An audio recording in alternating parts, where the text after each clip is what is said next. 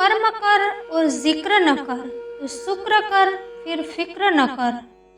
જીવનમાં ક્યારેય કોઈને ગુનેગાર ન બનાવવા। સારા માણસો ખુશી લાવે છે અને ખરાબ લોકો અનુભવ લાવે છે। જીવનના ઘણા મોટા નિર્ણય જીવનના ઘણા મતલબ સમજાવતા જાય છે।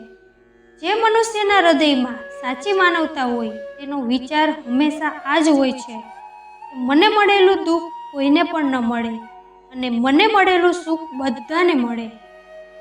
જીવનમાં દુઃખી થવાના 10 રસ્તા છે।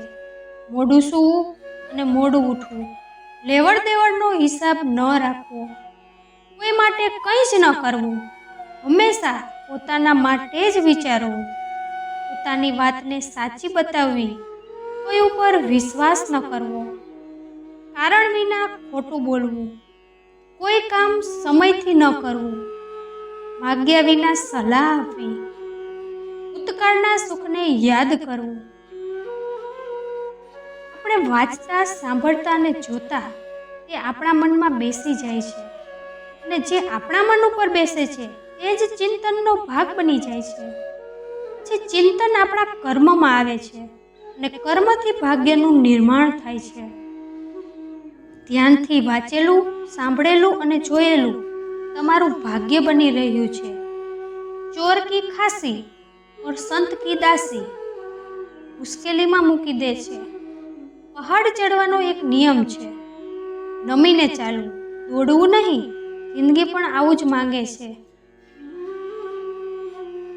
જીવન ગણિત છે, શ્વાસ ઘટતો જાય છે અને અનુભવ વધતો જાય છે।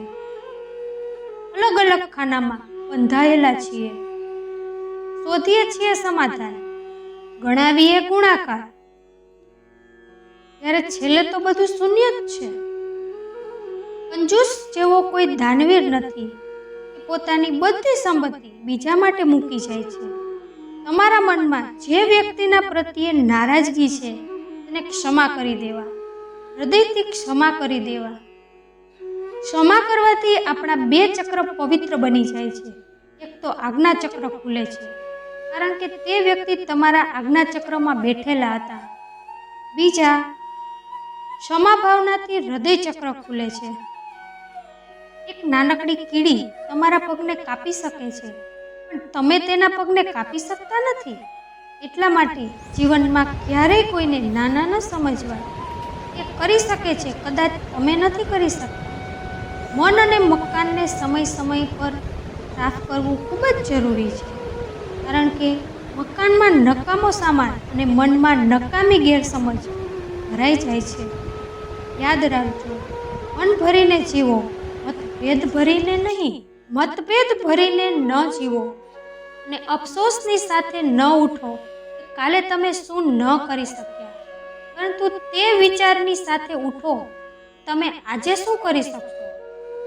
તે માણસ સફળ નથી થઈ શકતો જેનામાં અસફળતાનો ડર વધારે હોય। વાત તો વિશ્વાસની જ છે। મૂંગા પક્ષીઓને પણ ઈશ્વર જમીન ઉપર પડવા નથી દેતા, તો તમે શા માટે કારણ વિના પરેશાન થાવ છો।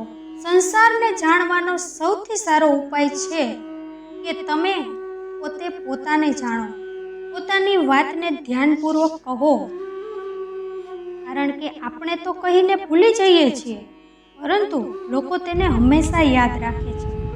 શું ફરક પડશે કે આપણી પાસે કેટલી સંપત્તિ છે, કેટલા ઘર, કેટલી ગાડીઓ અને કેટલી મિલકત છે। ખાવાનું તો 2 રોટલી જ છે, જીવવાની તો બસ એક જ જિંદગી છે। ફરક તો તે વાતથી પડશે કે આપણે કેટલો સમય ખુશીથી વિતાવ્યો અને કેટલા લોકો આપણા કારણે ખુશ થયાને જીવ્યા। આજનો માણસ ફક્ત સંપત્તિને ખૂબ નસીબદાર સમજે છે અને તે જ તેની બદનસીબીનું કારણ છે। હા, એ સાચું છે કે પૈસા ખૂબ જ જરૂરી છે જીવવા માટે, પણ યાદ રાખજો કે પૈસા ફક્ત સાધન છે, સાધ્ય નહીં। જો આપણે ખર્ચ કરી શકીએ એટલા જ વાસ્તવિક ધનના માલિક છીએ। આપણે બાકી બધી સંપત્તિના તો ફક્ત ચોકીદાર છીએ।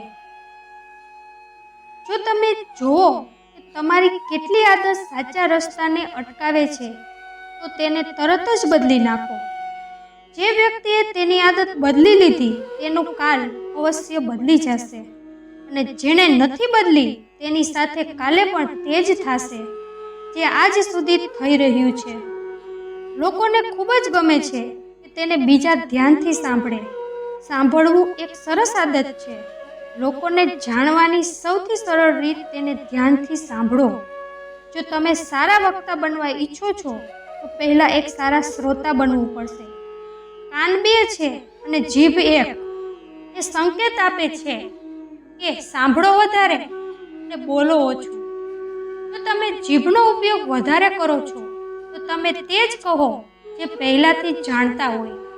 અને જો તમે કામનો ઉપયોગ વધારે કરતા હોય તો તમે કંઈક ને કંઈક નવું શીખતા રહેશો. દરરોજ પ્રાર્થના કર્યા કરો.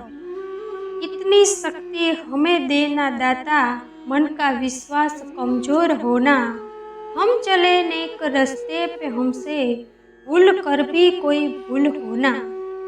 रोज धन्यवाद આપતા રહો કે હે ઈશ્વર, કિસ્મત ઉપર ભરોસો તો તારી મહેરબાની, ખુશી મારી પાસે છે તો તારી મહેરબાની, મારા પોતાના જો મારી સાથે છે તો તારી મહેરબાની, હું તારી સાથે સ્નેહની ઈચ્છા કેમ ન કરું, ચાલતો આ શ્વાસ છે તો તારી મહેરબાની.